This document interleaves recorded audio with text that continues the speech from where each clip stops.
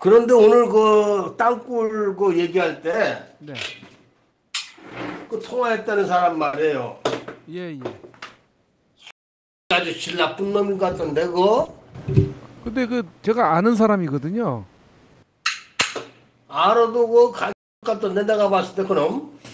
그러니까 그 참 그래서 제가 그냥 뭐 점잖게 그렇게 그 예. 답변식으로 이렇게 해놨는데 다른 예. 사람들이 이렇게 봤을 때는 뭐 참 저쪽 사람처럼 보이죠. 혹시 그 구치 땅굴 가봤어요?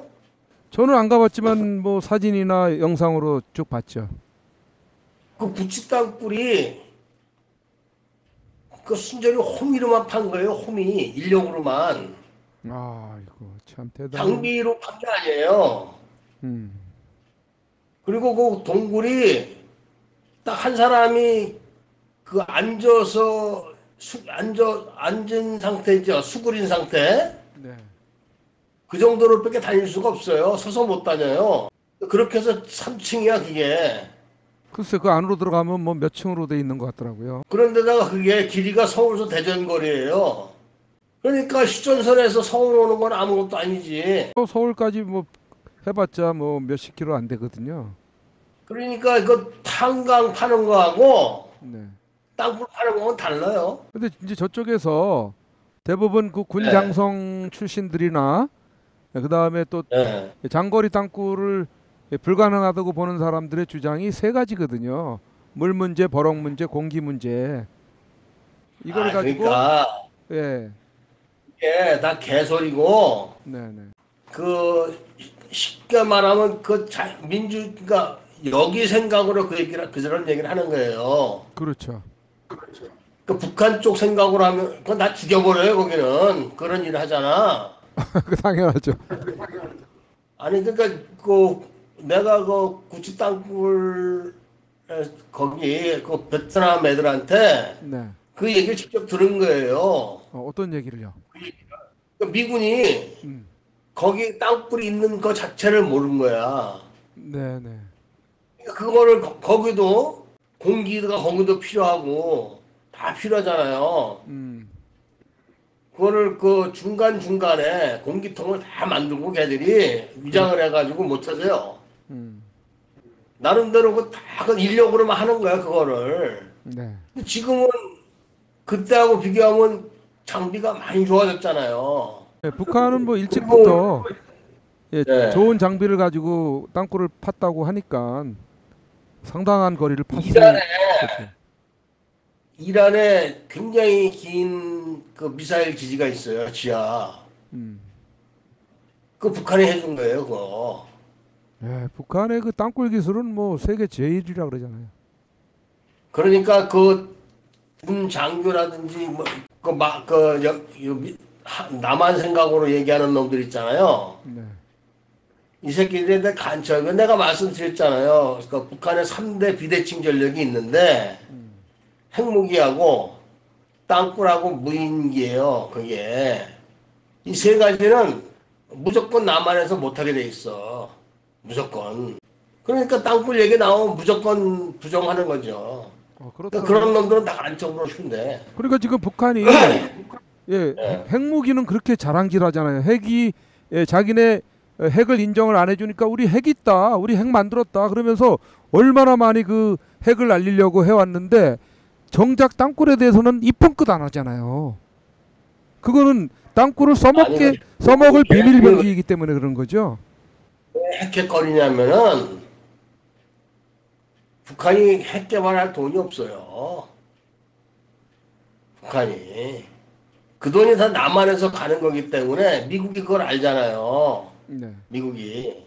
그러니까 삼성이나 현대, 기아 이런 데를 미국에 진출해 있는데도 불구하고 은근히 제재를 가한 거다, 미국서.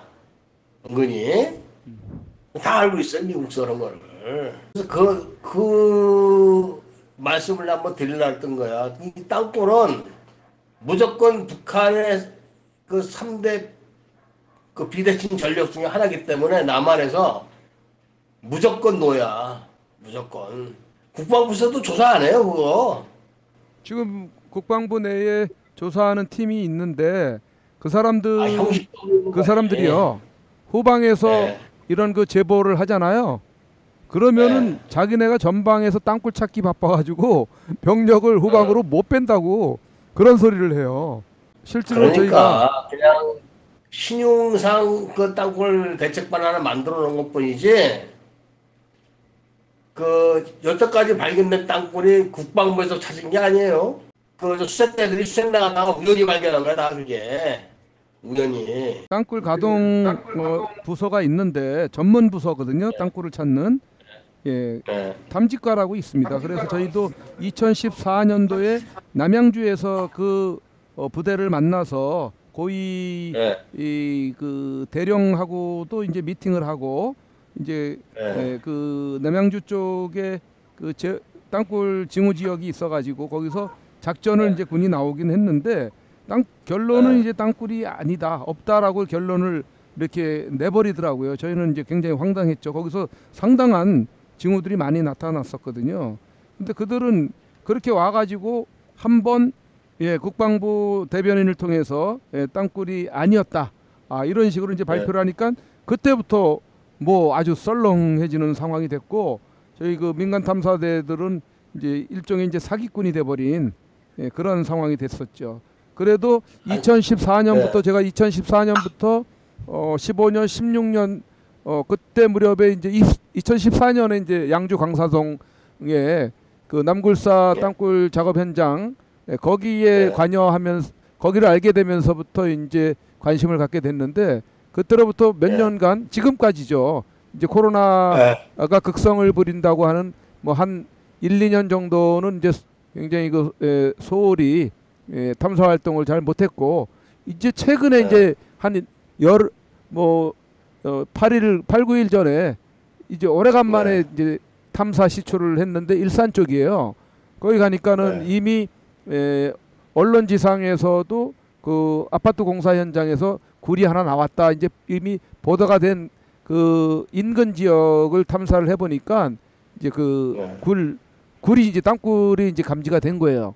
그래서 저희가 시추업자를 불러서 이 한 두 군데로 뚫었는데 한 군데는 24m를 뚫고 원래는 40m를 뚫어야 되는 그 지역이거든요. 땅굴이 있는 위치 추정되는 위치가 그리고 또 한 군데는 뭐 시간이 이제 하루가 지나 밤이 일몰이 돼 버리면 이제 업자들은 갈라고 하니까 더 이상 뭐 원하는 데까지 못 뚫고 거기는 한 16m 정도까지 뚫어서 이제 PVC 파이프를 이렇게 이제 저희가 넣고 후속적으로 녹취 활동을 했던 거죠. 그래서 녹취를 당일 날도 녹취했고 그 뒤로도 계속해서 녹취를 해온 것들에 대해서 밑에서 이제 땅굴 작업 소리가 이제 감지가 된 거예요. 녹취가 된 거예요. 그래서 저희는 이게 땅굴이 틀림없구나 하는 것을 이제 확신하게 되고 공개를 해오게 되는 건데 저희가 그런 식으로 계속 인천 계양 쪽에서도 상당한 활동을 많이 했었고 간간히 이제 지방 쪽 다니면서도 그런 시추 작업을 했었는데 그런 결정적인 징후들을 공개를 하면은 달라붙는 인간들이 있어요. 그렇게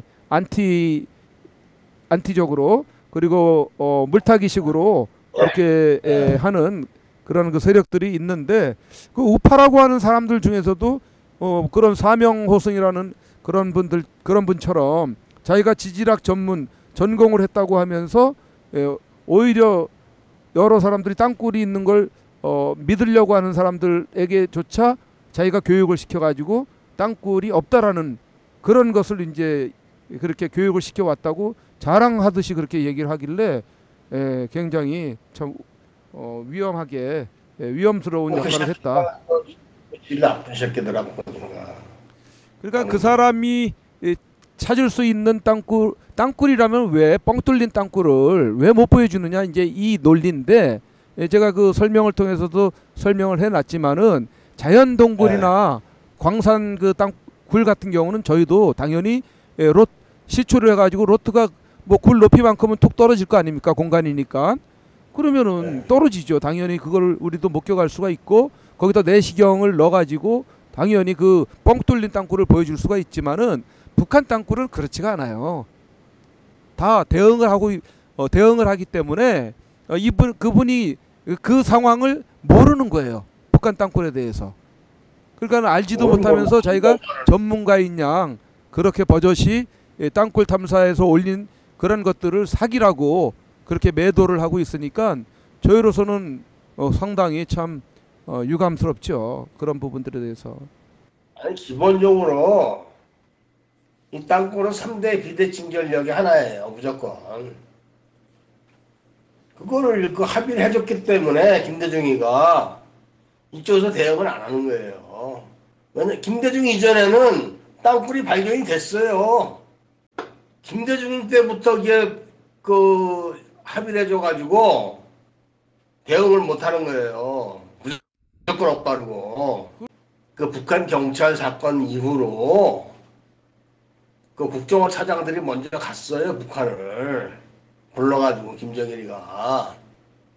그때 다 뭐 작게도 갖다 주고 다 합의해 준 거예요. 그때 NLL 뭐 이런 거 다. 내막을 모르셔서 그런 얘기를 하시는 거지. 그래서 땅굴은 그 땅굴 맨 처음에 그 대책 받았던 사람이 그 보안사에 있던 사람이에요. 그거 아세요? 네. 어떤 사람이요? 그놈이 좀 수상한 놈이더라고. 그러더라고 그놈이. 누가요?